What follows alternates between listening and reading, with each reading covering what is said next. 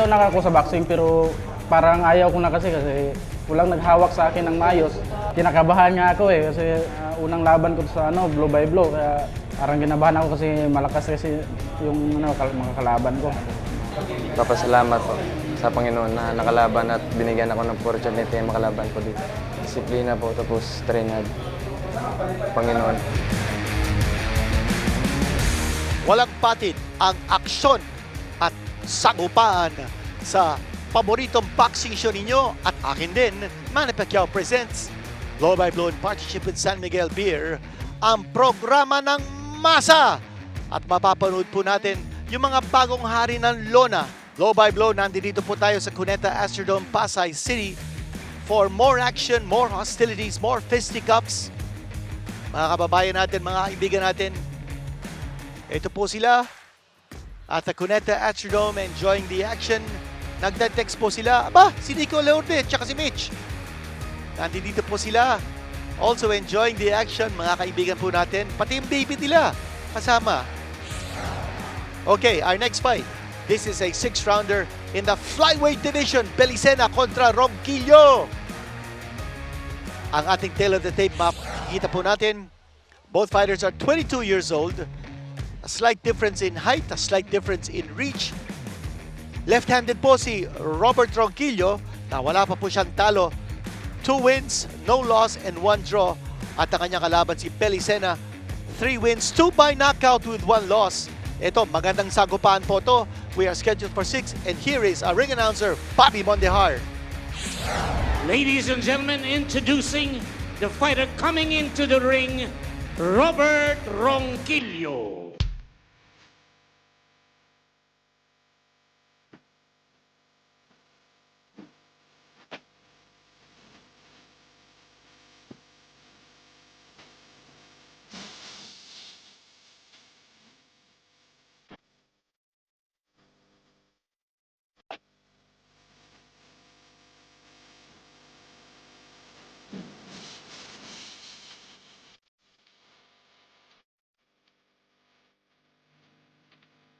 Ladies and gentlemen, introducing the fighter coming into the ring, Joshua Belicena.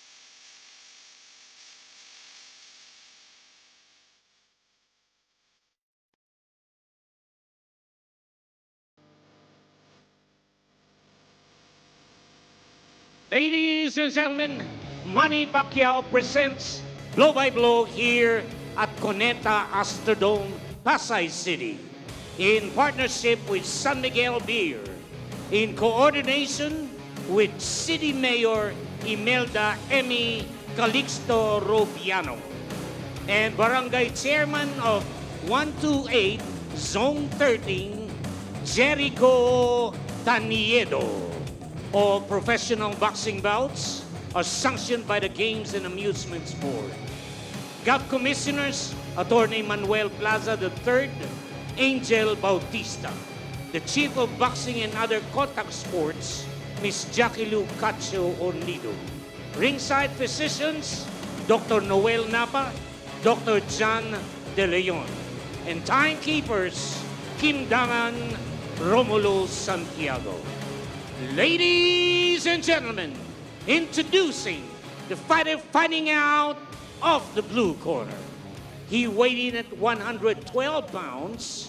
He has a record of 2 wins, no loss, 1 draw. Fighting out of Shock Pants Boxing Stable, Bacoor, Cavite. Ladies and gentlemen, Robert Ronquillo. Ronquillo. Right across the ring, fighting out of the red corner. He weighed in at 112 pounds. He has a record of 3 wins, 1 loss. 2 wins coming by way of knockout. Fighting out of El Tigre Boxing Gym, Mandaluyong City. Ladies and gentlemen, Joshua Belicena. Belicena. Judges at ringside, Eduardo Nobleza, Eltrixia Lorente, and Antonio Comia. Third man in the ring, referee Noel Haduka. This will be 6 rounds of professional boxing. Joshua, Robert. Okay. Ingatan yung sarili nyo ha. Tsaka suportan yung sarili. Good luck and touch glove.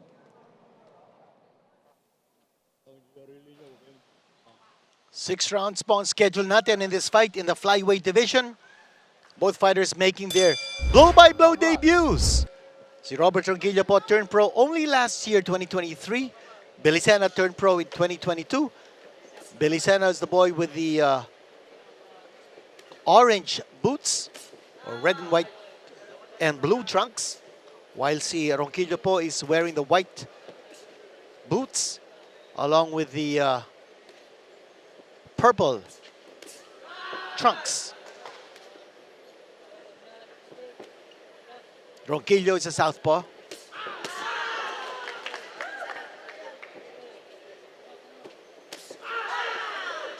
Magaganda ng mga patama so far ni Belicena. Wala pa pong talo si Ronquillo. Has not scored a single knockout though in his record of 2 wins, no loss and 1 draw. Belicena may 2 knockouts in 3 wins. Meron siyang isang talo, and that was a decision to Dennis Endar. He lost that on a unanimous decision in 2022. He went down in that fight along with Endar. Both those fighters going down, but then Endar taking the win by a unanimous decision over Belicena. That's the only stain in the record of Belicena.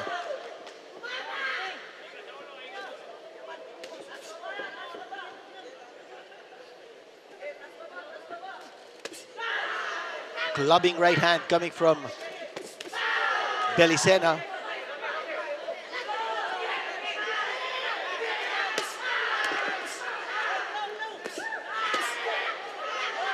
Belicena fighting out of a southpaw stance. So sinasabayan niya dito si Ronquillo. Robert, taas mo lang konti. Ay, Joshua.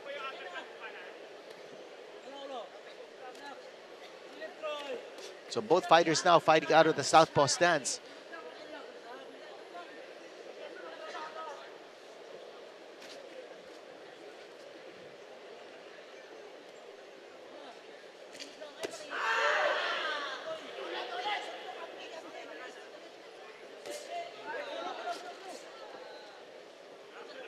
Battle of southpaws. Belicena with a slight reach advantage over Ronquillo. Yan ang ginagamit niya rito as he throws that right hand constantly, peppering Ronquillo. Tense moments here in round number 1. Just missed with that right hand was Ronquillo.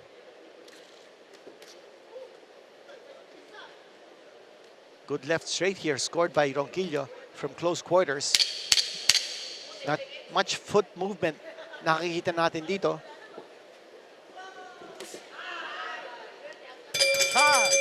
At the end of round number 1.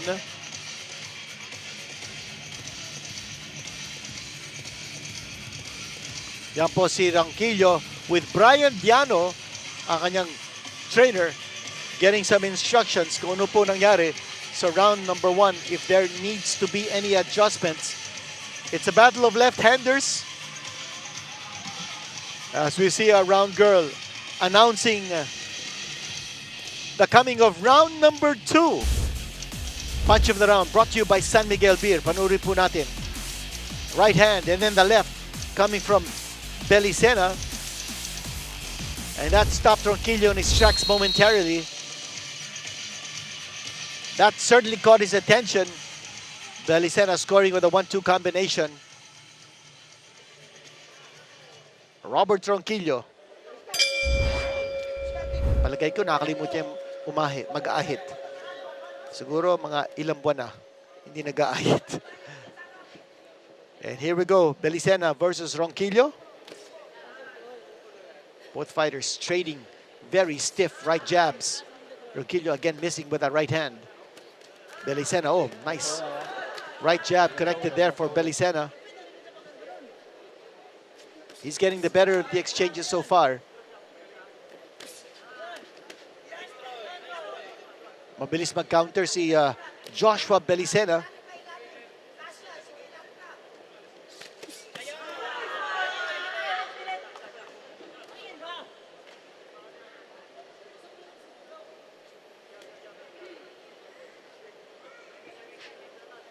Ronquillo trying to set some pace here behind that right jab. Hindi niya tinatamaan. He doesn't have that distance advantage. He's got to put a little more pressure on Belicena and move in. He's got to take some chances. Push Belicena along the ropes.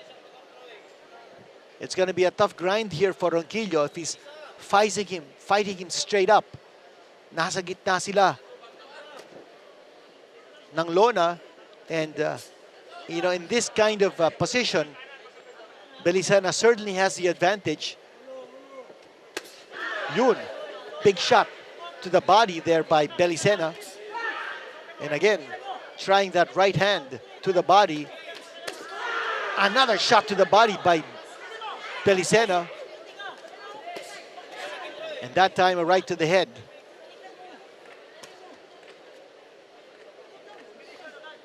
For a left-handed fighter, Belicena is throwing a lot more rights than lefts. Yung right hand ginagamit niya as a jab, then also as a hook. And again, yung kanan niyang umuubra para kay Belicena. Ano pa kaya kung maglalanding siya ng kaliwa? Palagay ko yung kaliwa mas may potent power.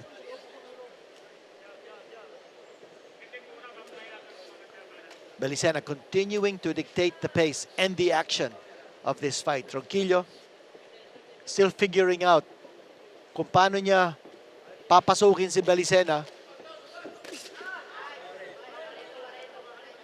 One way is for him to just be patient and counter. Pagpasok na Belicena, aabangan niya. But Ronquillo has to do a little bit more than what he's done so far. He lost the first round. I think he's losing the second round as well. Belicena, well, in control in this fight again, connecting with that right hand. End of round number 2.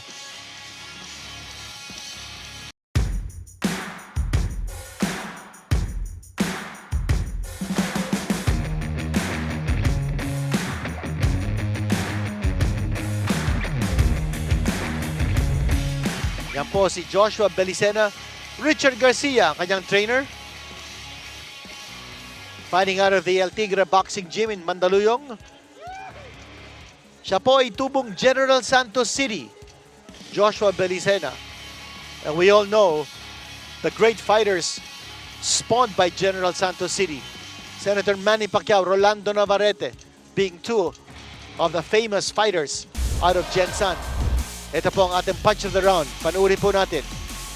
Right hand connected that time by Ronquillo. That was a clear shot, pero walang follow-up. One shot, but no second connection there from Ronquillo. But that was a punch of the round just the same. A clear shot, a telling blow, scored by Robert Ronquillo in round number 2. Round number 3, now underway. Ronquillo opening up with the right jab. Now he's coming closer, so he's finding his range. He's taking a step inside that fight zone. Ayun ang sinasabi natin kanina, that he has to put a little more pressure, take some chances by coming close to Belicena. And that's exactly kung anong ginawa ni Ronquillo at the start of round number 3. Can he keep it up? And plus, he's taking some chances. Sandali, ano yun? Okay, good. Box. You can't stop. Ingat lang sa ulo, Kung, ha? kung tinamaan ba sa ulo, mukhang hindi. Anyway, the action continues. Nice right hand scored there by Belicena from close distance.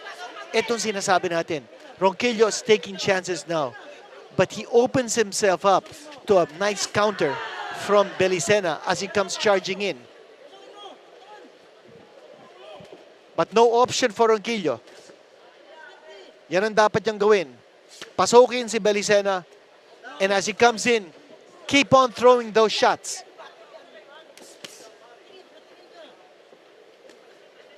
Belicena staying active, throwing the right hand, now the left.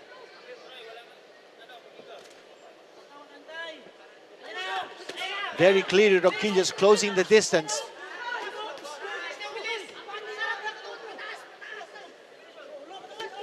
Belicena grinning at his opponent. A drastic adjustment in the pace set here by Ronquillo as he moves in closer to throw his shots.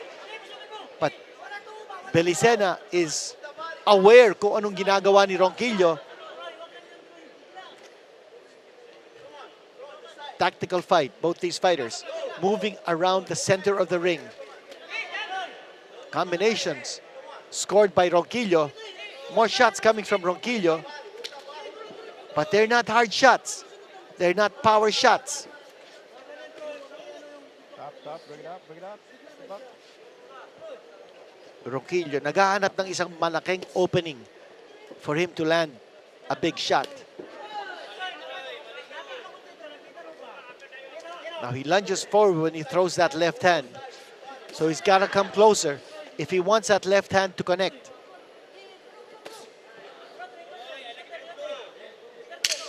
Belicena is a safe distance away from the left hand of Ronquillo. Oh, nice shot. Nice shot by Belicena. A counter left hand. I don't know if Ronquillo's going to get up. He got tagged. He's groggy. He wants to get up. He wants to get up, and he does get up, beating the count. But that was a stunning shot scored by Belicena, and time has expired.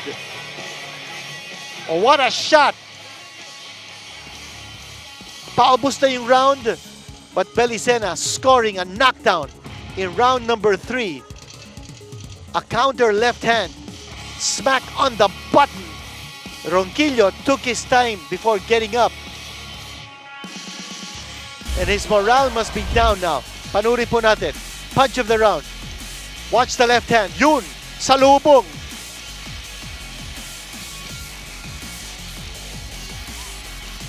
And he took that shot right on the jaw, and he went down on all fours. Groggy siya rito. He took the full impact of that shot, and you wonder how much fight is going to be left in Robert Ronquillo after going down in round number 3.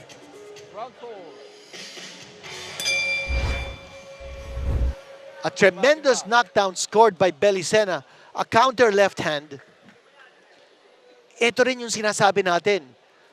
Ronquillo had to take chances. He had no other option but to come closer. But when he does that, he exposes himself to a counter coming from Belicena. Yun po nangyari sa round number 3. Pagpasok po ni Ronquillo, nakaabang na si Belicena, tumama yung kaliwa ni Belicena, bagsak si Ronquillo. Now let's see whether Ronquillo can come back from that trip to the canvas in round number 3.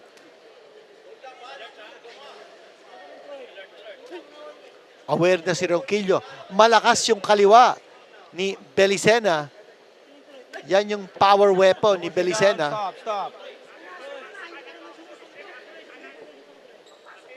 Ronquillo is a little rubbery legged. Hindi masyadong steady ang kanyang tindig at the moment. That's probably still a consequence of that knockdown that he suffered in the previous round.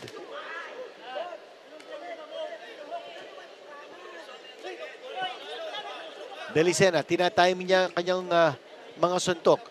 Now, pawing away with that right jab. And that left hand is cocked, ready to get unloaded. Ronquillo, again, doing what he did in the previous round. Pushing himself forward, hoping to find an opening to land a big shot. Stop, stop, stop, break, break, break. Stop.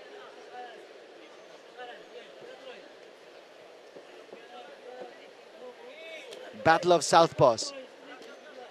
Right jab connected by Ronquillo. A big shot coming from Belicena, but using the right hand.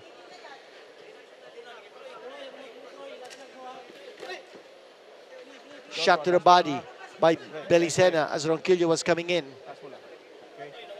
Yung sinasabi ng ating referee si Noel Haducat, taas lang natin, ingat sa ulo. So very timely reminders for both these fighters. We don't want this fight to end prematurely because of an accidental headbutt.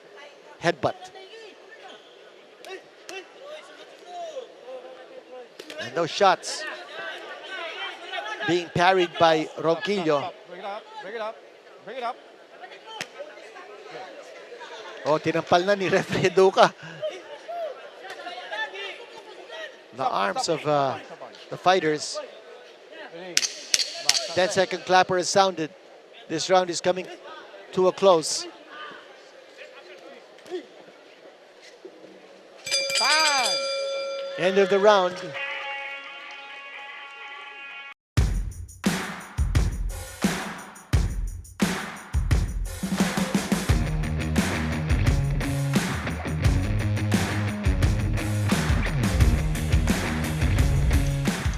Blow by blow.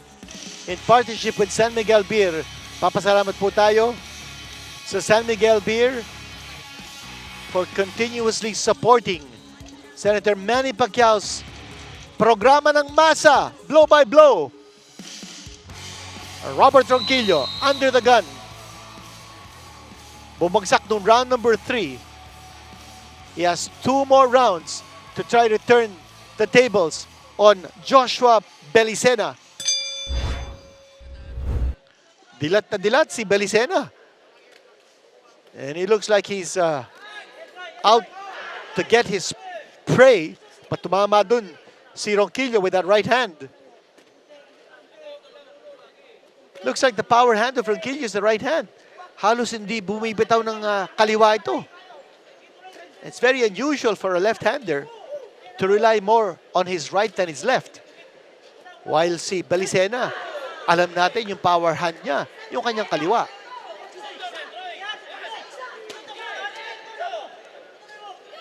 Pumapasok si Ronquillo. That's going to be an easy target. Oh, nice right hand connected by Stop. Ronquillo. Right on the button. Again, yung pumapasok na suntok dito kay Ronquillo, kanyang kanan eh. Yun, kanan na naman. Bihirang-bihirang sumutok ng kaliwa. Aha! Yun, tumama yun. Stop. And the crowd animated. Ronquillo coming in. Might have hurt Belicena. He's going for broke.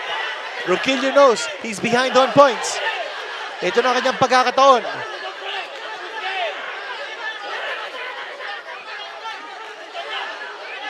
Here we have Ronquillo once more. Connecting with the right hand. Connecting still with the right hand. And forcing Belicena to embrace him.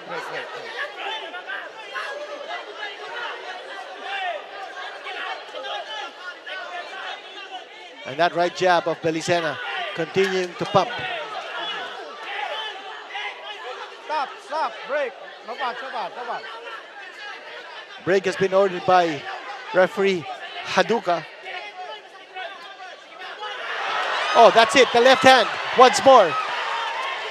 Ito sinasabi natin. Bihirang-bihirang tumapo ng kaliwa si Ronquillo. Finally, kumokinate ang kanyang kaliwa. And he's gotten Belicena holding on. Belicena got staggered. Second time that he's been staggered in this round.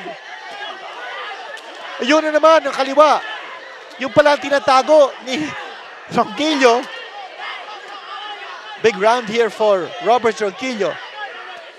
But can he do enough to reverse the tables because of Belicena's early lead?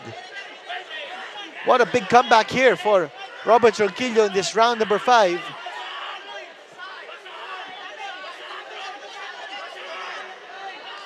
Both fighters looking tired. There's a lot of blood all over the face of Belicena. That blood is coming out of the mouth. And there you have it, more action at the end of round number 5. And the fans are loving it. I can't wait na panoorin ang ating punch of the round brought to you by San Miguel Beer. Ronquillo pouring it on. Panoorin po natin, punch of the round. Ito na po yun. Yun, tumama yung kaliwa. Finally, tumatama na yung kaliwa ni Ronquillo and he was coming in for the kill. And there's a left hand once more. And that was almost a knockdown because the ropes propped him up. The ropes propped up Belicena. He was going to go down. That should have been called a knockdown by referee Noel Haduka. The ropes kept Belicena on his feet. And that's not allowed in professional boxing. You have to call the knockdown if the ropes prevented the fall. But discretion yun ng ating referee. Because if he felt that the impact was not enough to cause a knockdown, he will not call the knockdown. Ito po, last round. Round 5 was a big one for Ronquillo. Ronquillo was down in round number 3. Belicena fighting back.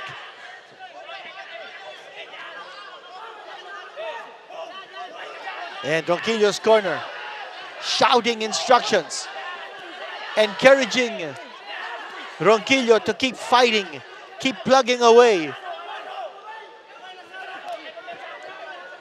Stop. Time out. Referee Duca calling it time. Could be a case of a loose tape on the glove.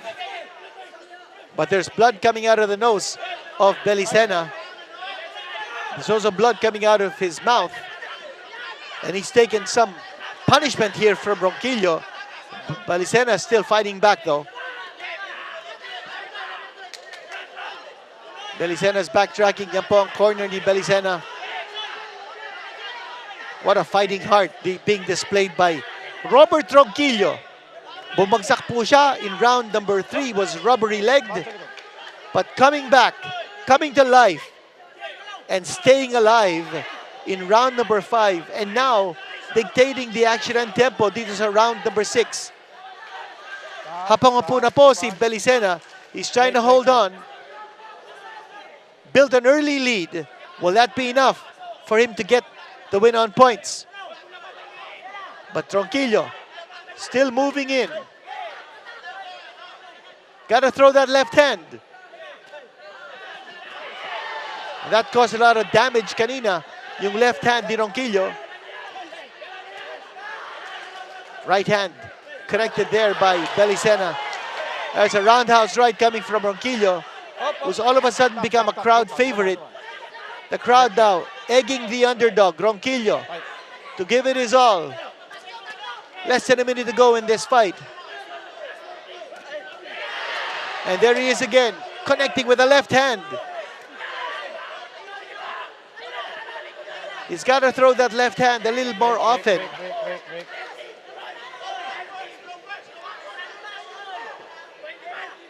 About 20 seconds left in this fight. But Belicena is still fighting back. You got to give him credit. He took a lot of punishment in round number 5. He was bloodied from the nose, bloodied from the mouth. Right hand scored there by Ronquillo. Now these last 2 rounds have to be Ronquillo's rounds. But again, you have to ask the question, Last 10. could he have done enough in the late rounds to get the decision from Belicena? Time. A knockdown certainly could have helped Ronquillo's cause, but that's not happening. Tapos na po yung laban. It went the distance. 6 rounds of unmitigated action from both camps. Belicena, Ronquillo, both these guys deserve a big round of applause. Showing a lot of heart, a lot of guts and spirit. Ronquillo coming back from a 3rd round knockdown. And I thought he was almost out of it in the third round. Fourth round, he was rubbery leg. Punch of the round, panuuri po natin. The left hand.